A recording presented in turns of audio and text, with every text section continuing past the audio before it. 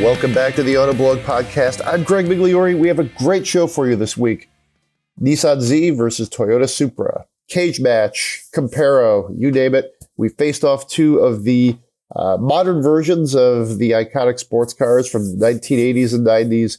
And with that, I'll bring in the two gentlemen who did the test driving for this. That's road test editor Zach Palmer and news editor Joel Stocksdale. How are we doing there, Zach? Oh, I am doing mighty fine this week. How are you? I'm okay. Feel a bit better, breathe a bit better. How about you there, Joel? Yeah, not too shabby. Yeah. All right. So we have a great show for you guys this week. After we get through the Supra versus Z, we'll talk about the BMW M8 Competition Coupe, the Hellcat Durango, postscript here on the Dodge Hornet. I spent some more time in it this week. We'll see if we get to some other things. We also will spend your money. So pretty jam-packed show. It's July. It's a good week to just kind of really get through a lot of the things we've been driving, just sort of clear the deck, if you will. It was a good week for F1. I really enjoyed kind of just sitting on the couch and watching Silverstone. I feel like it was kind of a weird day or weird weekend as far as the weather. So it was an interesting race. Let's put it that way. And it was actually, I don't know about you, Zach, but I tend to record most of my F1 viewing. In this case, I just sat there and watched it live. It when it went, when the lights went off at 9:55, I was just like, let's go. And it really changes things. I was doing the same thing because we only have a 5-hour time change being in the UK. And yeah, I watched that thing from start to finish. I watched the qualifying. Every bit of it was honestly like heart-pounding fun. It was good, yeah. I mean, Lando almost took pole from Max in quali. Yeah. And then boom, out of nowhere into the first corner, here comes Lando screaming around in the McLaren. They were running that awesome chrome and black livery just for the British GP. That was a really, really fun race. And, I never really expected Lando to actually win the race, but it was fun to see him out in front for a lap or two. And then, Max comes back and says, "Thank you very much. I'll take the victory." And, but no, it was exciting all the way through. A lot of passing, a lot of really, really great racing. And, and then we got some more fun right after that with the Nick DeVries and Daniel Ricciardo switch up. I don't know what you think about that. Well, you know what I like when it comes to F1 and frankly, even just sports in general, I like it when some of the names are back out there, we all know who Daniel Ricciardo is, right? So the fact that he's back on the grid, his suit is Hungary. I love that. I think that's awesome. I mean, it reminds me a little bit, even though he's much younger, to sort of like the late career renaissance of Fernando Alonso. He's still somewhat competitive. He is competitive. He just, maybe doesn't quite have the car. So it's just another name of, like a talented driver who you can identify with isn't the right word, but it's like it's somebody, when you're watching, it's like, oh, wait, there's Ricciardo. It's another, marker on the grid that's exciting. And sounds like in some of these tire tests, he still has it. He just, it's like he's only 34. So, F1 drivers, when they're still with it, it seems like they can really, be in it until early 40s, even, your mid 40s. So look at Alonso right now. Exactly. Alonso is, he's also supremely talented, one of the purest drivers of his generation.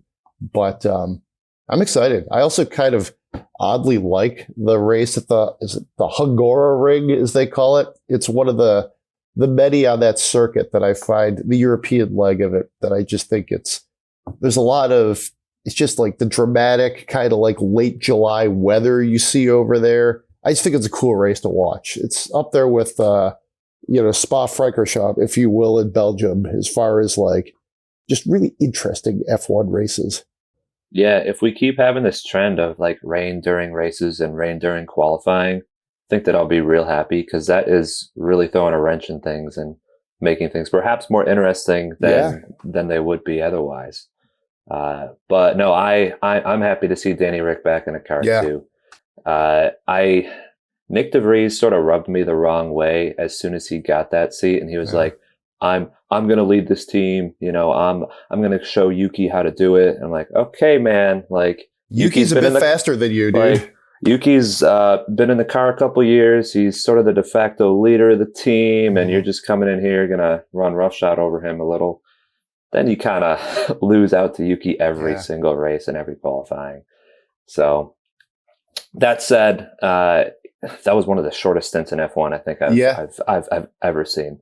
Like I don't even think he got half a season in, which is wild, but also very typical of the Red Bull way. Yeah, you either produce or you're gone. You get no chance. So that's what it is. And now Sergio's on the hot seat a little bit too. Well, I mean, if I'm Sergio and you're thinking, okay, I feel it okay. I'm probably the closest to Max, of anybody else really consistently all season. But, oh, hey, by the way, who's on the farm team, if you will? Oh, it's Ricciardo. Okay. I mean, if that's not pressure, what is? And I kind of love it, just as a fan. It's like, this is great. It'll be interesting to see how things shake out, next season, if you will. Yep. The guy that used to have your seat is now on the farm team and just waiting to bring him up. So I've heard nothing about this, but do you think Kimi Räikkönen, there's any chance he's back at any point? Oh, no way. You think he's done? Absolutely no way. Yeah, I think he's happy to go live out some Finnish dreams, rallying and showing up and drinking at his bar and just in general having a good time. Like he almost seemed like he hated F1 but loved it at the same time while he was racing. It's such a weird dynamic from him. But I think that he retired and he's done for good. I don't see him back on the grid. One of my favorite drivers. How about Vettel? Vettel's a weird one. I feel like as soon as he saw how fast that Aston Martin was this year, he was probably kicking himself. Like, oh my God, I just retired and left what is looking like the second fastest car on the grid. I guarantee he was having some second thoughts there. And just the fact that he was, I don't know if you saw some photos of him, but he was hanging out with Ricciardo while he was doing the testing. Yeah, I didn't see that. Okay. Yeah. He was in the garage with Red Bull, which was interesting. I don't know if he comes back as a driver, but I can pretty much guarantee that Vettel is not done in F1. He will come back, as a team principal, engineer, somebody on the pit wall. Some sort of an advisor. I can almost guarantee he will be back in the sport. He already is. He's hanging out with Ricciardo in the pits. So yeah, it's true. I mean, Lance Stroll has been like okay, up and down this year, and he's been there for a few years. But Alonso and Vettel, I mean, I don't know. That sounds like what a dream team right there. Exactly. I mean, it's a dream team from like 2015 or 2012, but seriously, they're still, I bet they'd both be competitive. They wouldn't be back markers. So not at all, especially in that car. Exactly. All right. So that car, Toyota Supra versus the Nissan Z. We like to do comparison tests around here at Autoblog. We think readers, listeners, you guys like to consume them. This was a multi-day test that you guys conducted. We have a winner, obviously. If you've been on the site in the last week, you can see the Supra won. And both cars have their strengths and weaknesses.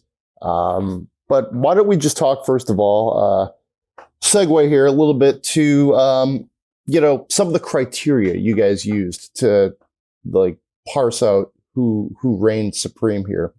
Yeah, so just going into some of the categories, I mean, we obviously have all of the driving categories, especially for a two-door sports coupe comparison test. Those are the most important. So acceleration, braking, handling, steering, ride, gearbox, and then just the all-important, driving feel. How does it make you feel? Yeah. That sort of fizz, do you have it or not? But we also take into account a little more than that. These are cars that could be used as a daily. So you got to look at the infotainment, the interior quality, what kind of storage do you have in the back? And all of these things, there are big pluses and minuses between the Supra and the Z. But like you said, the Supra does ultimately win out. And we can get into a bunch of the reasons why here. Yeah.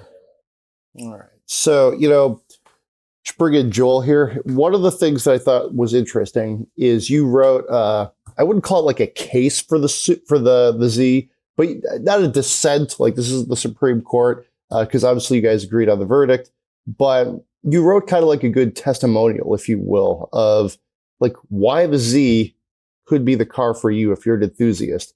And quite frankly, I kind of quite agree with you. Like emotionally, I like the Z car way more. That's just like, it strikes my like generation. The styling fits with me. So much about it I like, even though metrically you can see how an automobile falls shorter than some of its competitors. So kind of like, I guess, take us to the Z, if you will. Yeah, so Zach and I like unanimously agree that the Toyota Supra was by far the better vehicle overall. Driving dynamics, heck, even just the way they sound. Yeah. But one of the things about the Z is the fact that it's actually a bit of a bargain, especially compared with the Supra. The Supra is fairly pricey. And with the Z, no matter which Z you get the same twin turbo. You get the same basic package. You get the twin turbo V6 manual transmission, or an automatic if you want it. And that great body and rear wheel drive. And you can get all of that, just the basics, for about $42,000. And that undercuts the Supra by quite a large margin. The closest the Supra gets is a few thousand more, and you're not even getting the one with the 6-cylinder. You're getting the 4-cylinder one that is at a big horsepower disadvantage. It only makes 255 horsepower, the 4-cylinder Supra. Whereas with the Z, for less money, you're getting a 400 horsepower 6-cylinder. Now, granted, the cheap Z is missing out on a couple of things. Like, it doesn't get a limited slip differential.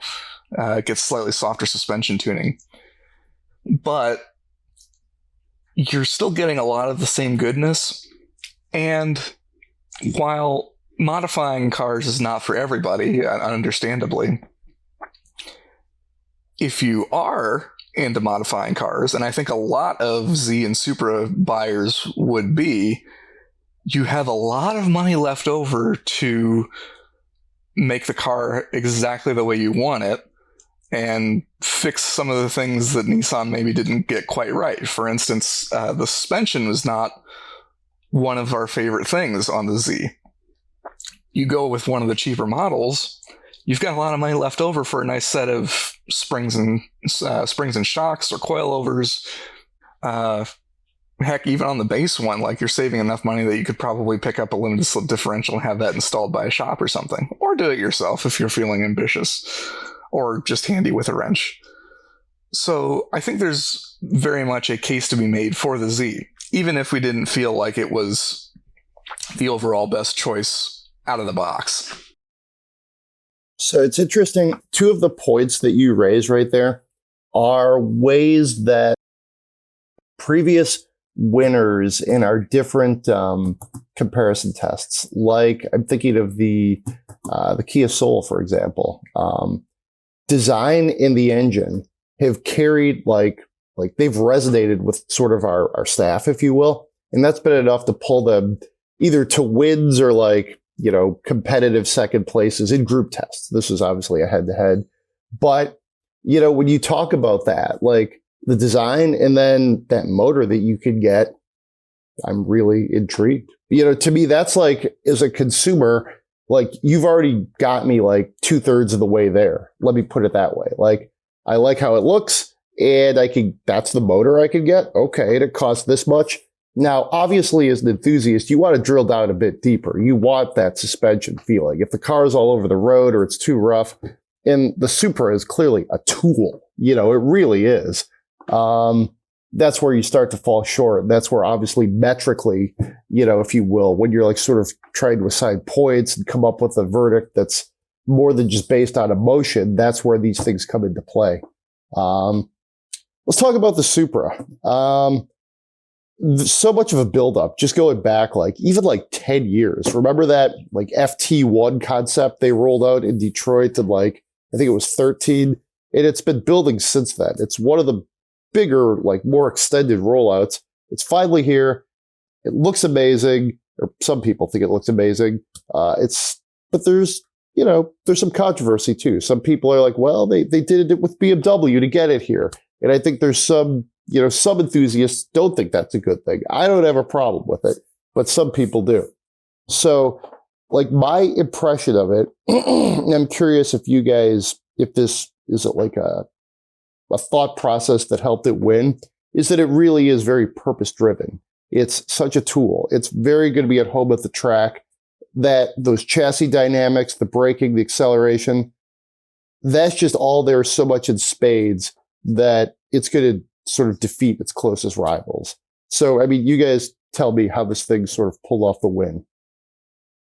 The Supra very much does feel like a sports car. It 100% feels like, yes, like you said, you could take it to a track, have a great time with it right out of the box.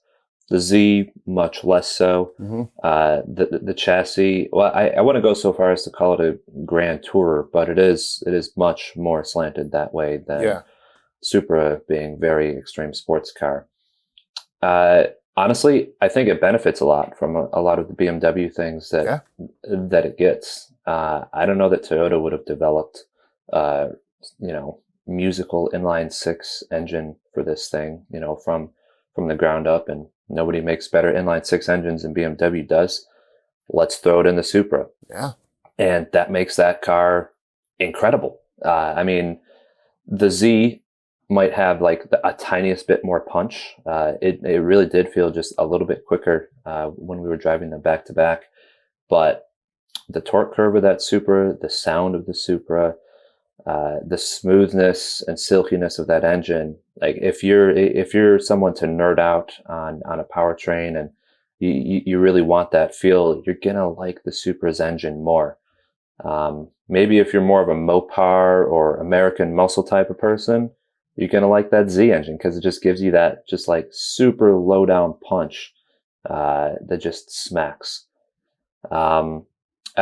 Just everything about the Supra is just more precise and smaller tolerances. You go to the gearbox, the gearbox of the Z, a bit sloppy compared to the Supra. Really, really precise, accurate gates. The throws feel a lot better. Just everything about it is more satisfying to use. You can go to the chassis as well. So much tighter. The entire platform in general feels more rigid than the Z does. And that's where it sort of just comes into focus that the Supra is this very complete sports car, and the Z just doesn't quite get you there. I know that Joel and I were chatting about this when we were actually doing the comparison test, but the Z feels more like a Mopar versus the Supra feels more like a Camaro. And that you got sort of sports car versus muscle car here. And it's not to that great of a degree, I wouldn't say, but the comparison still rings true in the way that they drive and comport themselves. So if you're somebody that's Hellcat for life, maybe you're more of a Z guy. But if you're oh man, I really love that SS1LE or, any of those, super precise sports cars, I think you're going to like the Supra more. And it's a way to do that sort of American versus Japan comparison. Yeah, and just some other thoughts on Supra. One of the things that I think is funny is that as much as it is a BMW, I feel that Toyota has actually improved on a lot of things that BMW hasn't been able to get quite right. The steering feel is a little better on the Supra. It's got a nicer feeling, kind of skinny steering wheel. It's got a tighter manual transmission than some of the BMWs we've driven. Just a couple weeks after, or just a week or so after our comparison, we had a BMW M2 that we were circulating around, and it didn't feel like it shifted quite as tightly. It didn't have as much steering feel. I think the Supra actually sounds better too. Toyota really tuned the exhaust nicely on the Supra. And between the two cars, the Supra is just much more confidence-inspiring. It's much more responsive to everything that you do. The littlest steering inputs, the littlest throttle inputs. One of the things that's so nice is that you're not waiting at all for the turbos to kick in. It feels super linear and responsive. The Z really has a big turbo kick, which, you know, it can be fun. It feels like an underrated engine, and like BMW engines tend to feel underrated, and the Z feels even that much more. But the Z, everything about it just didn't feel quite as tied together quite as well. The suspension tended to kind of heave and wasn't quite as controlled. The whole thing feels a little bit heavier and a little bit slower. The nose feels a little bit heavier. Things like a really long clutch and kind of a sloppy gearbox in comparison. They're all things that when you are wanting to drive enthusiastically and quickly, it's hard to feel like the Z is there for you, whereas the Supra is just ready to go at all times and confidence inspiring. Although I will say the Supra is quite tail happy. I'd say more so than the Z. Even going through some corners, like highway on-ramps and stuff that have expansion joints and stuff, if it catches it just right, it kind of wants to shift the back end out a little bit. And that can be a little bit of a surprise when, like, the rest of the time you felt very confident in this car, and then it's like, oh, it could still bite you. But yeah, just overall, the Supra it's an extremely well put together package. It's interesting when you talk about these Supras, like overall sort of, you know, strengths and, you know, excellence, if you will. To me, you kind of want to go back and look at the development of the two cars. So you've got the Supra, which was done in partnership with BMW. This is basically how Toyota does sports cars right now. When you think about it, you know, they look to Subaru to partner with, you know, with the BRZ and, you know, so it's like in the 86. So it's like, that's kind of their template. Then Nissan took the Z, which was beyond aged, if you will. I mean, they let that thing go for years, decades, you could argue. And they totally redid it, but it's still almost like, it's like, technically, it's still part of that previous generation. They just totally redid it. Like, if, you know, as car enthusiasts, we sort of try to get very, like, esoteric about, like, well, this is the new generation. It ended here, it stopped here, and away we go. We look at things like the platform, the engine, all those different criteria, almost like medically, surgically. And sort of like almost with the Mustang, technically, this isn't a 100% new generation of car. So, you know, part of me thinks it's like, well, the Supra had BMW helping it, and it is this whole new creation. Whereas you've got the, you know, the Z, which is kind of piggybacking off a car from, you know, the Bush administration from like literally 20 something years ago. It's in some ways it's interesting. It's even this competitive, you know? Yeah. They really have done a lot to, you know, freshen it up to make it look, you know, it's got all the screens. It's got that fresh design. But you will notice things. You know, you look at small things like the window switches, the door handles, you know, the heated seat controls, the trunk release, like the dash gauges. So many things that you know. Oh, hey, that's from the 370Z, and you know, you can sort of tell that it's not an all new car, and it would have benefited, I think, from an all-new chassis design, using, you know, obviously what we have now is much better components to create a more rigid platform, which is honestly, I think, a lot of what helps the Supra do what it does so well. But yeah, I mean, that's just not the way that they went with the Z. Obviously, that would have cost a lot more money to do that, but here we are, and the Supra won. For what it is, I mean, we know that the Z isn't going to have some everlasting life, if you will. They wanted to get an internal combustion sports car engine out before that era closes. And in that sense, I think they succeeded. You know, they just want something that's very good, credible, and get it out there, you know. So tell me about the tests. Like, what time did you guys start in the morning? What did you do? Where the hell were you guys a couple of weeks ago while ostensibly you were working? And what was going on? Tell me about this. Where the hell were we? We were in hell. Actually, technically, Hell, Michigan, which is a real place. I'm not making that up or anything. So we woke up, left right around the end of rush hour, hopefully, and got out there right around 10 o'clock in the morning. Spent probably like the first 2 to 3 hours driving around doing all of our dynamic testing. Because we didn't do any track testing for this. It was all on-road stuff. So we just mapped out some of the best driving roads in Michigan. There aren't a lot of them around here, but where we were is definitely where you can have the most fun and actually exercise a car. After that, we did some highway testing. So we went from there to Ann Arbor, which was sort of just a way to get from the dynamic testing to the city testing, but there's a bit of highway in between there, so we can test out the adaptive cruise control of the Z, check out the lane centering, just how it rides on the highway, just so we can get a full test of it. And then after that, we did our city testing. So we drove all up and down around Ann Arbor.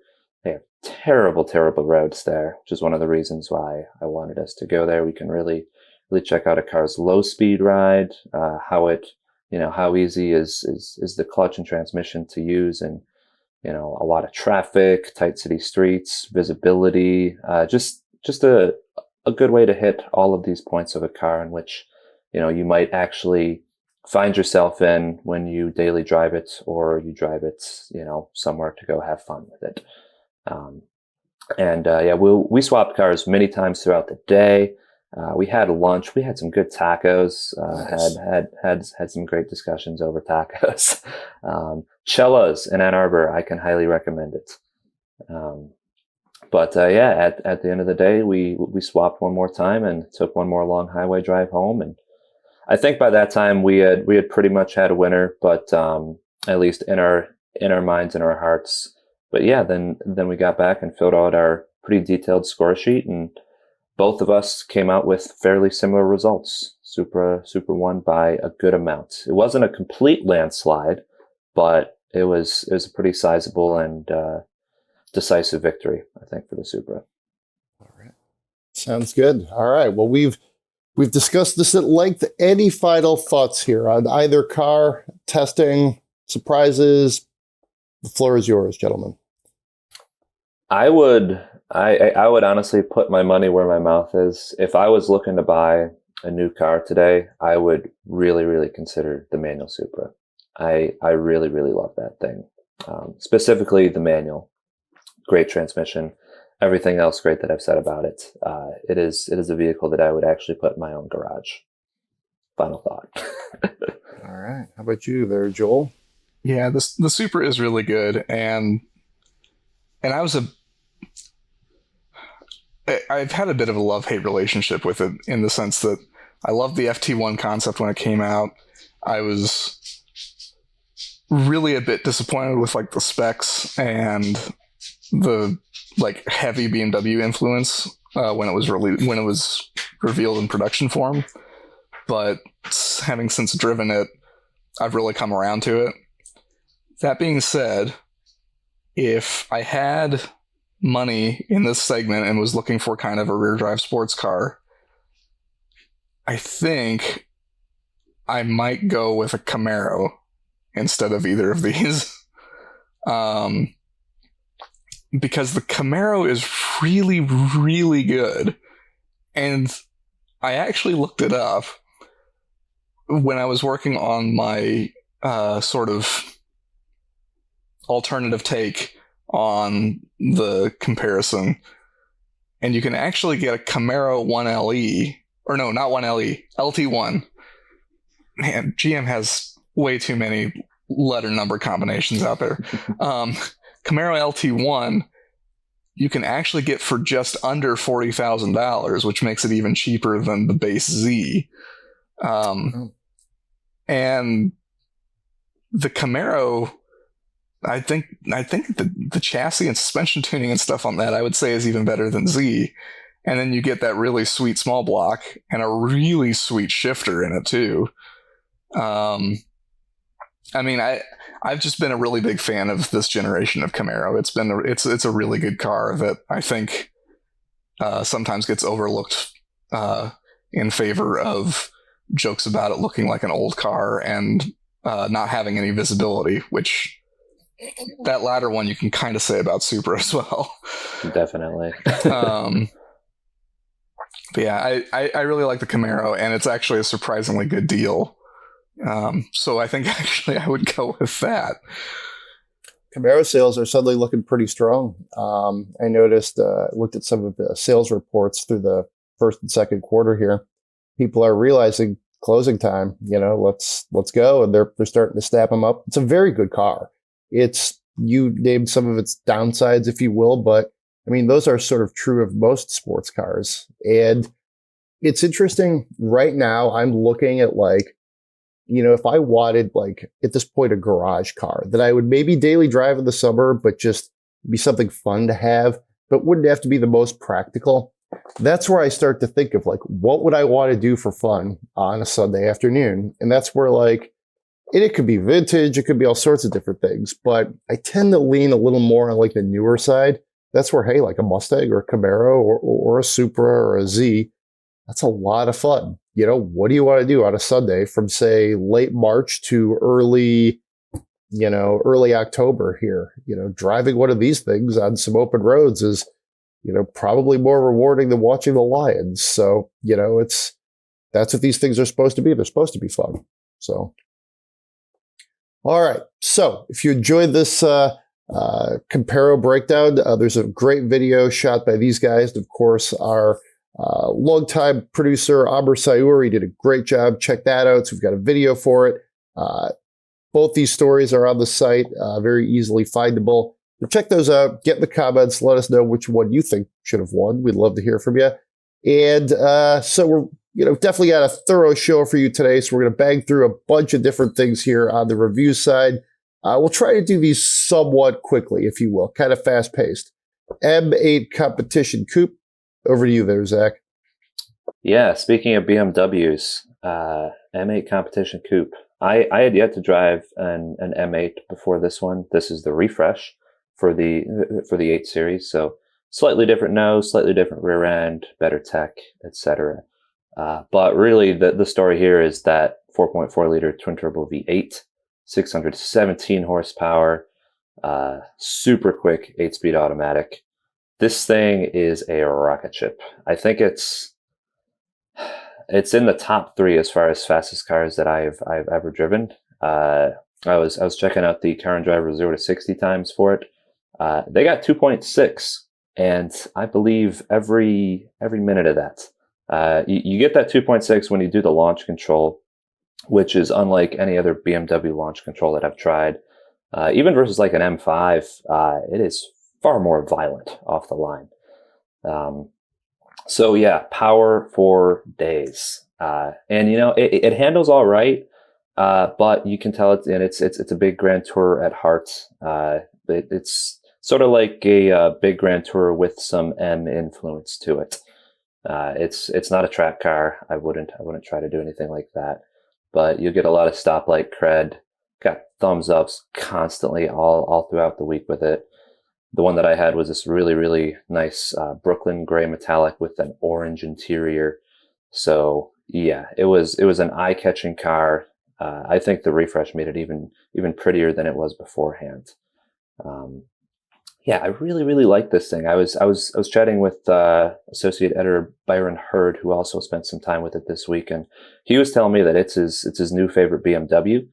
I'm not sure if I would go that far with it. I really, really liked it, but I think it was a little harsh if you're going to be using it as sort of a daily or like a long trip car, as one might do with an 8 Series.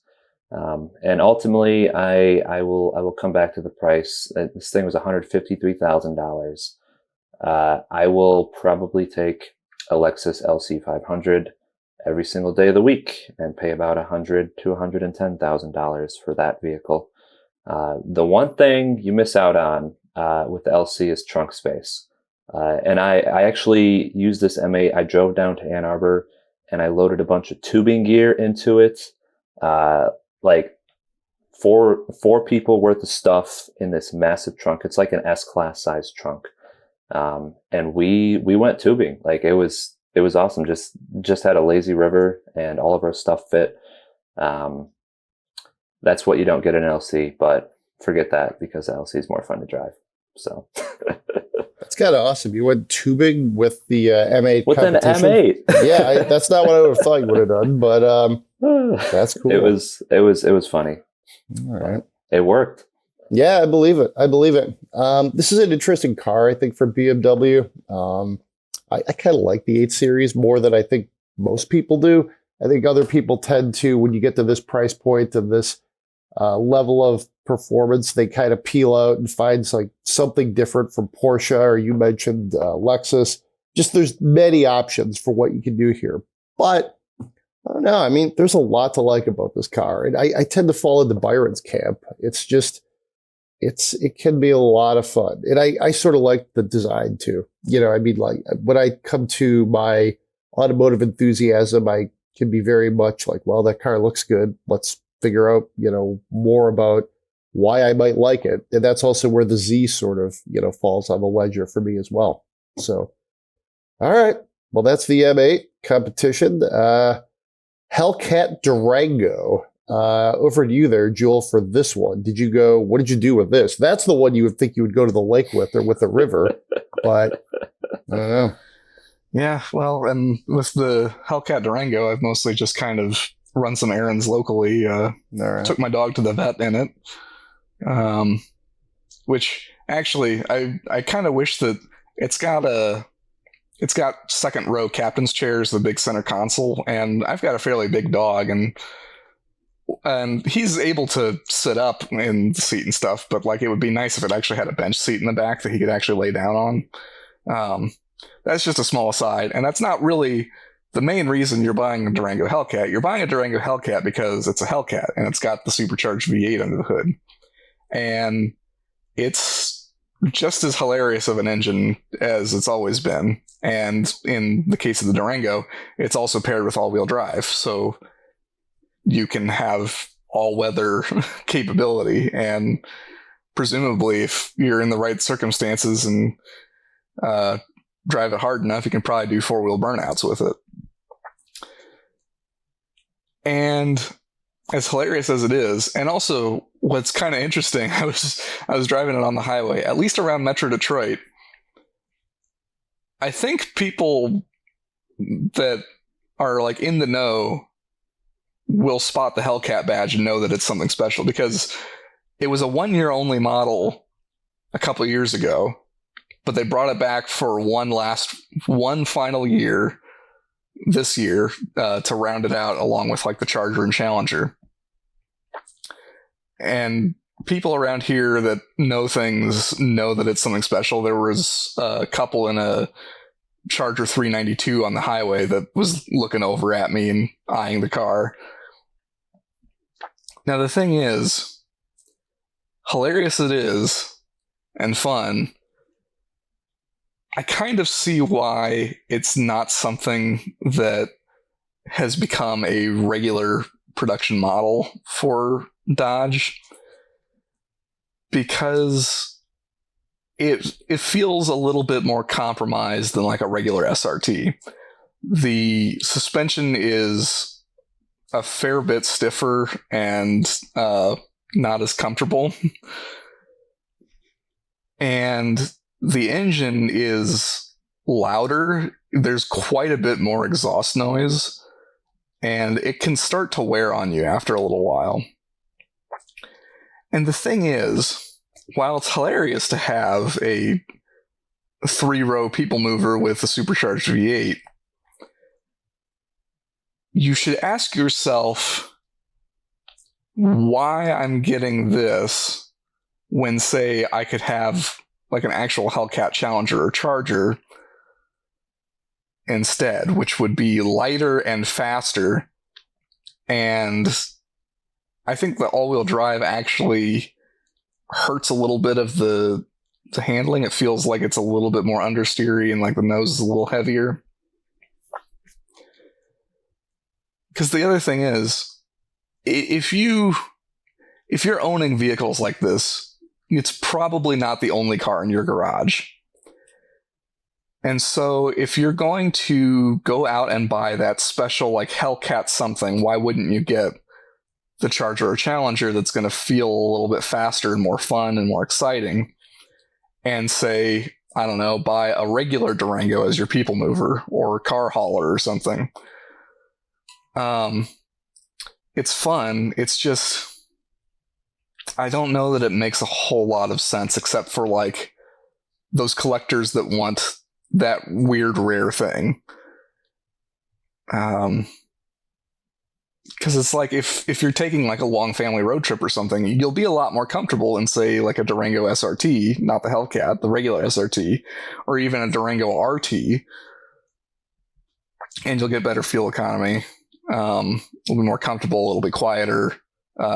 And like the SRT and even the RT still has a bit of rumble to it, but it's just a little bit more civilized and a little bit more well-rounded for what it actually has to do. So I guess that's the thing. It's like the Hellcat powertrain, I think, makes it less usable as a practical vehicle.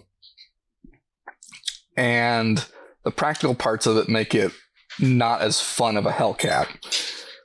So it's just kind of this weird thing. Like, it's neat and silly, and I'm glad that some of them exist, but I also totally get why it never quite became like a regular production model.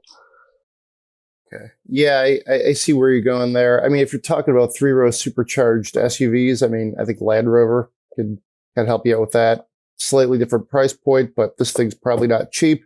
So, yeah, I don't know. This almost seemed like a passion project that only, like, Dodge would do for you. That's great. I think that's, they can do it. They can, they're not losing money at it. That's how they want to do it. Sure, go for it. It's funny though, because they are being sued over making it again now. Yeah, that's right. There was that one guy, I forget what state he was in. He said, I bought this as a limited edition, and now your factory is cranking them out again. It's not what I paid for. I mean, you would have to make the case that this is materially hurting your value, the value of your car, and if so, not only, theoretically, is it like, do you have a buyer who's going to pay the value for your 2019 Durango? I don't know. So I think it's great. It gives me the same vibes as like when Porsche made the 911R, and they're like, yeah, this is it. This is the manual GT3 everybody's ever wanted with no wing, blah, blah, blah.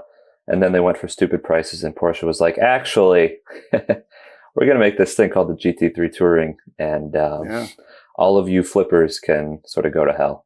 And so here we are again, and Dodge is cranking them out. I say let's get as many of them out there as we can. It's a very special vehicle that we'll probably look back on in 30, 40 years. It's like, what were we doing back Crazy, then? But happy that it exists. And here's the thing, like, one additional year of production of this is not going to devalue that original run probably at all. Not at all. Yeah. Because there's going to be people that are like, oh yeah, that's that weird, crazy 3-row supercharged all-wheel drive Dodge thing. It's like, I don't know. People people get really hung up over being like 1 year production or like first year kind of stuff. And it's like, to a certain extent, I can understand it, but it's like, this is still going to be such a limited run vehicle that regardless, it's going to be still rare and desirable. You guys are making the case for the collectible value of the Durango Hellcat. I didn't really see this turn of the podcast coming, but okay, I like it. It's I think our Mopar friends are probably giving you a Hellcat hell yeah. So all right. Never been really a huge fan of the Durango, to be honest. It's just like, it's huge. It's got, like, I like the interior enough. It's like a good visibility. And yeah, put a Hemi in it. It's a lot of fun to drive. But to me, I was always like, hey, let's more of like Tahoe territory, or if you're going to spend that kind of money and you're going domestic, you can get a decent Lincoln for, that type of cash too in some cases. So I digress. Since we're talking Dodge, let's talk Dodge Hornet. I have spent a better part of a week now in the Dodge Hornet GT Plus. This has got the 2-liter Hurricane 4. Sticker was not cheap, a little more than I thought it might be. It's $44,160. Get a lot of stuff for that, including the Acapulco gold paint color, which people liked. I was just looking out my front window the other day, and the Mercedes AMG GLE 53 had already arrived, and some guy was walking his dogs. He's like walking around. I'm like, yeah, Mercedes looks pretty good. Yeah, people always like an AMG. Realized he was circling the Hornet still. Like, oh, okay. People are interested in the Hornet. There's not that many on the road. He was probably looking at the Benz too a little bit. So it got a bit of attention. My thoughts after driving this for a week is I kind of wonder if this is going to fall into that same, will this be the Dodge Dart or will this be the Dodge Neon for modern day Dodge? And by that, I mean the Neon was a success. It, in some ways, redefined the domestic compact car segment. It sold well for years. Enthusiasts liked some of the, the performance versions of it. It ended up turning into the Caliber, which aside from that, was it an SRT4 they had? That was a little more of an up and down thing. Let's put it that way. But overall, the Neon was good. The Dart was a compact sedan, somewhat based on the Giulietta, if I believe. Didn't do as much for Dodge. It was a decent product. It really was, but it just didn't beat anything. It was just sort of either good enough or almost good enough in a time when there was still a lot of good compact cars, compact sedans. Didn't do enough. So I'm just like, after driving this thing, it's different. It's attractive. You would expect it to be because it's an Alfa Romeo with a Hornet on the, front fender. Drives okay.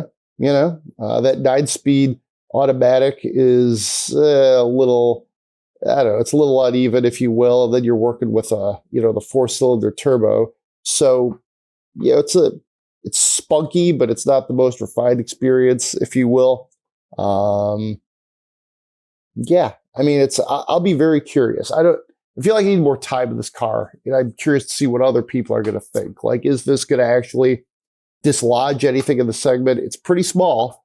They're calling it a compact crossover, I think SUV, which if you read Byron Hurd's First Drive, he tries to explain how they approach all of those different elements. All I can think is that sounds like it's pretty good for SEO if you're just going to call your car all of those things. Painted black wheels that look really good. I think that's strong. Again, the design is very strong. This would also add the tech pack and the blacktop package. So you get some kind of gloss black paint around the windows. The Hornet badges are all dark. That's kind of cool. You get the dark GT badge as well. One thing that you'll also notice, maybe when you guys drive this, is it's like surprisingly lifted. I feel like without sort of like the ride height being what it is, it would be very easy to say this thing is just a hatchback. I mean, I was literally looking at it next to the GLE, which granted, this is a Mercedes AMG, which is probably lowered. Got the huge wide wheels with the flares on the fenders. Like, this is about the lowest you could get a GLE versus a normal one.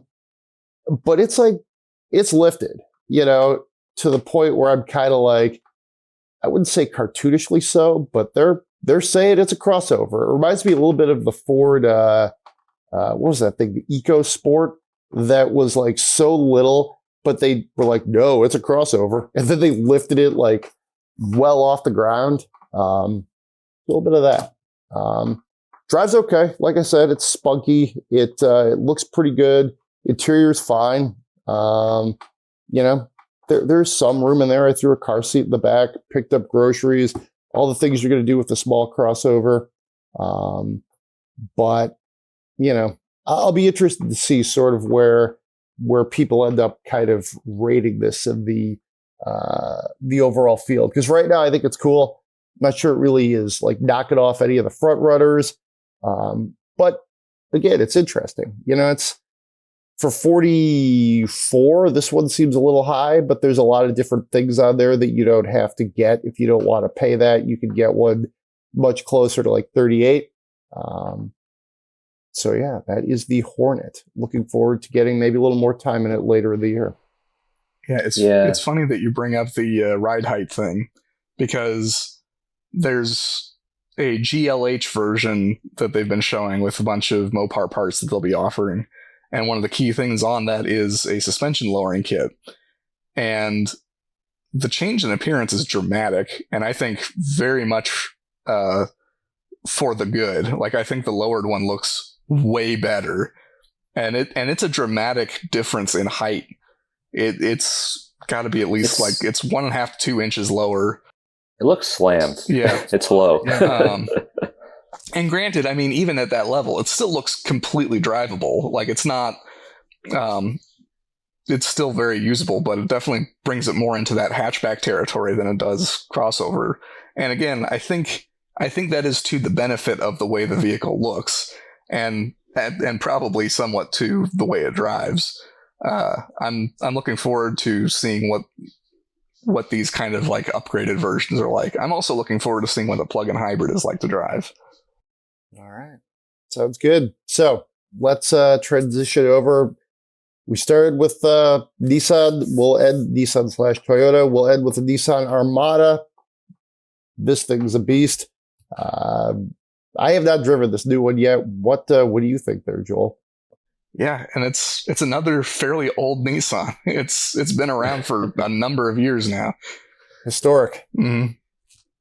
And it's also kind of interesting because it's very much been kind of a Toyota Land Cruiser competitor, but at the moment we are Land Cruiserless, at least for a little while. And, you know, I was surprised. I actually was rather enjoying driving the Armada. It has a lot of old school charm to it that I think has been lost with a lot of full-size SUVs. The visibility is fantastic. It's got very upright greenhouse, big windows, short dash. You can see really well. It also does not feel as massive as a lot of other full-size SUVs like Tahoe and Sequoia and Expedition. And I think some of that is probably because it is based on the global market Nissan Patrol. So it probably is a bit more dimensionally constrained because it has to be sold in some markets that do not have this kind of space that the US does. So it feels a little bit more narrow and not quite as like long and bulky. And the interior on this one was extremely plush. And it did feel kind of old school plush too. It, very glossy wood and kind of that gathered leather trim. So it's got kind of the wrinkles in it and stuff. Definitely. And sort of the driving feel too was kind of old school. It probably not quite as smooth and ironed out as some of the more modern SUVs, but like the whole thing about it kind of feels a little bit like a very high-end luxury SUV from about somewhere between 10 and 20 years ago. just kind of the proportions and the size and the materials and a lot of that stuff. But I say that lovingly, because it does also feel like it's put together really well. Like it's like the fit and finish is very good. One of the things that's really nice is that it actually has quite good steering feel. It's weighty. It's got some feedback. I would need to double check, but it almost feels like it's got a hydraulic power steering system, which I wouldn't be surprised if it did, because it is kind of an old SUV. But yeah, I really rather enjoyed it. It's got a big old V8 in it that's very rumbly, and it's got great torque. It's actually fairly quick. Very smooth automatic transmission. Really spacious interior. And the materials, like the style feels kind of old, but the quality feels very high. It does have Nissan's current infotainment system, which works quite nicely. That's surprising, to be honest. Yeah, and they integrated it very well. It kind of sits on top of the dash, but it looks fairly well integrated, and it's in a spot that's really easy to read and to access. I don't know, for a lot of the reasons that I think people have liked the 4Runner and the Lexus GX, I think a lot of that applies to this Nissan.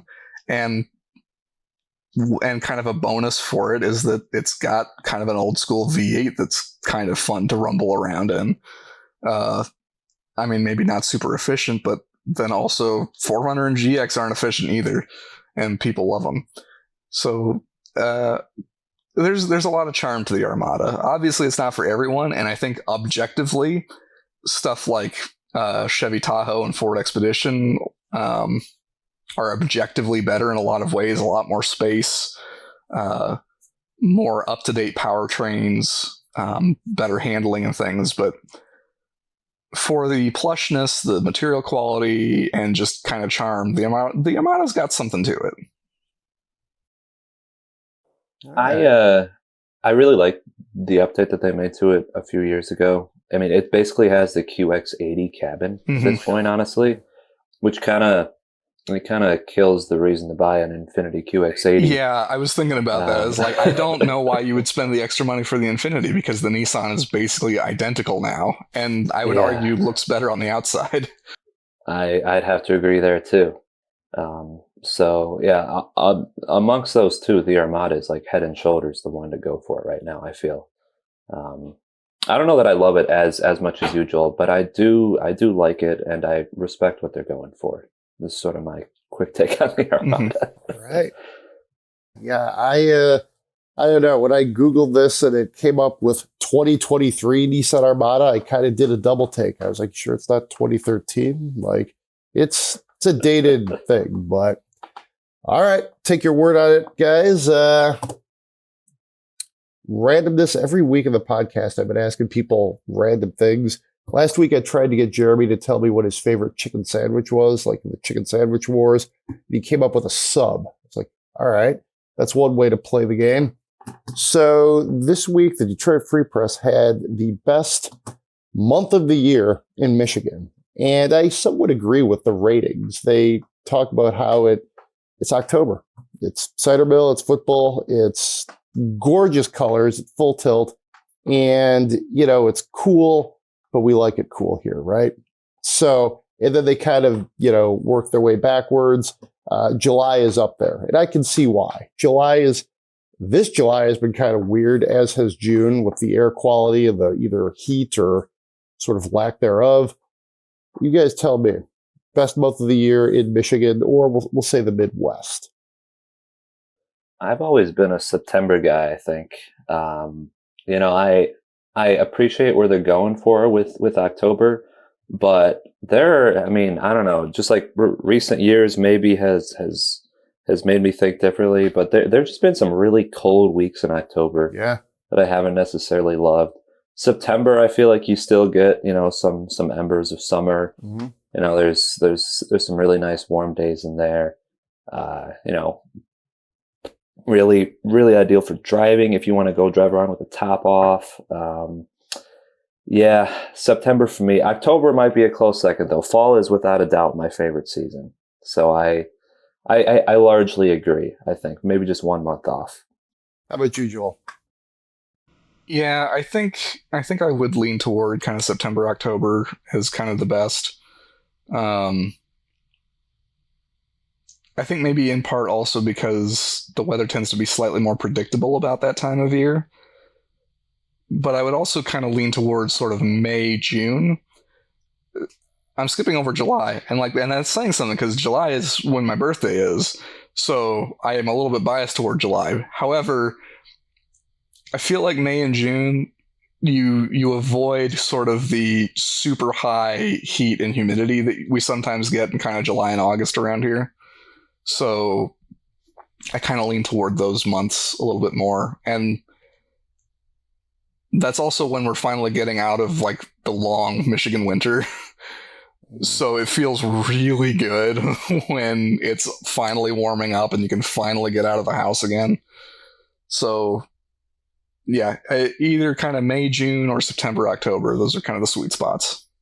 Yeah, I'd agree with all of that. I mean, I do like it cold. It's nothing wrong with cold in the winter sometimes, but July's great. You can literally golf until 9:30 at night, or whatever you want to do until it's light so late around here.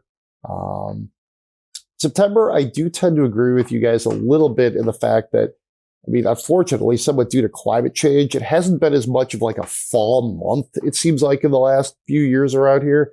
It's been almost like a summer month. Then October has been borderline winter, it seems like, which is frustrating for those of us that like fall. But September is definitely, I would say at this point, almost like an annex of summer where you can do whatever you want in summer or in September. So, all right, let's spend some money. We have, this comes from the R Cars thread. It's a good one.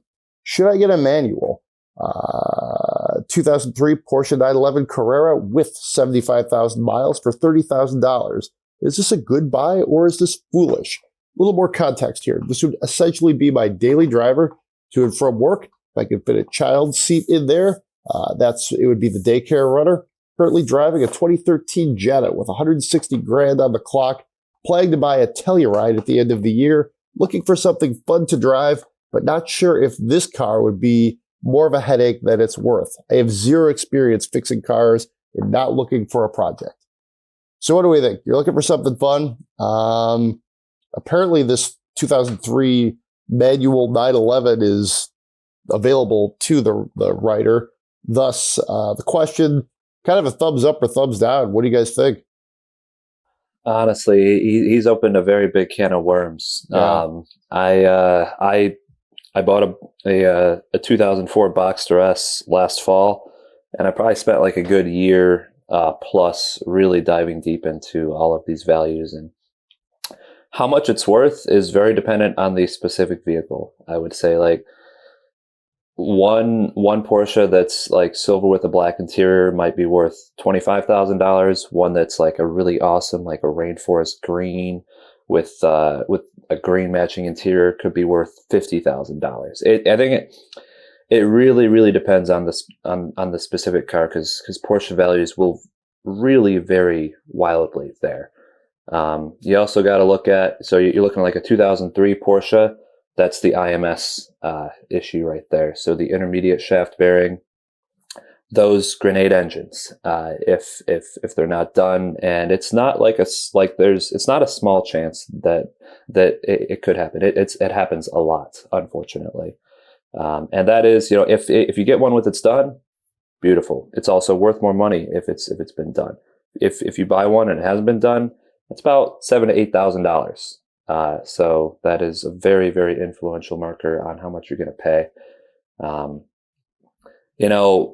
Find one 03, 75,000 miles for $30,000. That's a really tough question for me to answer yes or no, honestly. If it has all the things that you want in there, I'd say that's a really good deal. Because those can go for much more. They could also go for much less if it doesn't have a history of service, if there's been an engine replaced, if it doesn't have the IMS replaced, the values are all over the map.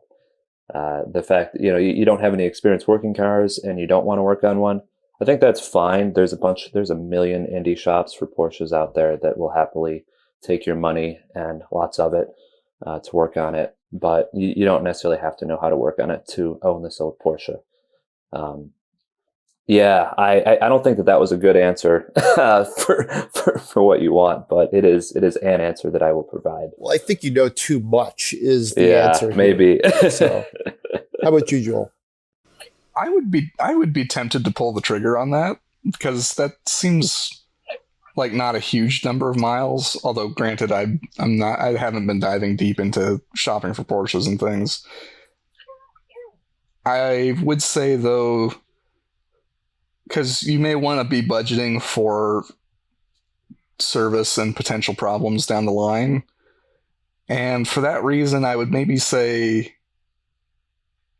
looking at something else might be the way to go. And actually, something I'm kind of thinking, and feel free to disagree with me or not. I'm kind of thinking maybe a year or two old, or, if your budget allows, maybe even a new BRZ or GT86. Or I guess GR86. Man, it's another... Boy, we should have just a thing where we gripe about names for things. How many names has the FRS 86 had? Because it was FRS first as a Scion, and then became a Toyota as an 86. Now it's the GR86 to make it in line with the GR Supra. Anyway, I'm digressing especially, but that car, the BRZ 86 Twins, I think might actually be kind of a smart move here, because it'll be a lot cheaper up front if you're buying used, or the $30,000 budget would actually allow you to buy possibly a new one with a warranty. And it's got a back seat that it would surely be as roomy as a 911 and would give you a little bit of car seat flexibility. It's something that you can have serviced at your Toyota or Subaru dealer, and parts should be way cheaper. And it's also an absolute hoot to drive. It's super engaging. It's got kind of the same sort of low center of gravity that you'd expect from a lot of Porsches. Amazing steering. Maybe not quite as quick, but compared with a 2003 911, it'd probably be a little slower, but not by a giant margin like a newer one. Yeah, I'd buy all of that. I think what I would do, just given the sort of the premise of this question, I would just go thumbs down, play the field. You got better options. If it's this or anything else, I would play the odds. I think there's a lot we don't know, and that's fine. Maybe this is a gem with, so many of the issues Zach laid out cleared up. But if there's 50-50, some of the stuff's cleared up, some of it's not. Maybe there's some stuff even the potential buyer doesn't know. To me, that's still a fair amount of money and a fair amount of miles that raises some red flags. So might be a good deal, but kind of hard to say. Yeah, your $30,000 911 could turn into a $40,000 911 very quickly. On the plus side, you buy that car, the value is only going up. I will say that. That's true. So at this point, that generation of 911, the first water-cooled one it's reached its bottom, and it's on a steady walk upwards. So, all right, sounds good. That's all the time we have this week. We hope you enjoyed the Supra versus Z compare 'em. Thanks for joining me, guys. Everybody, be safe out there this week. 5 stars on Apple Podcasts, Spotify, wherever you get the show. If you'd like to get into the mailbag or spend my money, that's podcast@autoblog.com. Have a great week, everybody. We'll see you next time.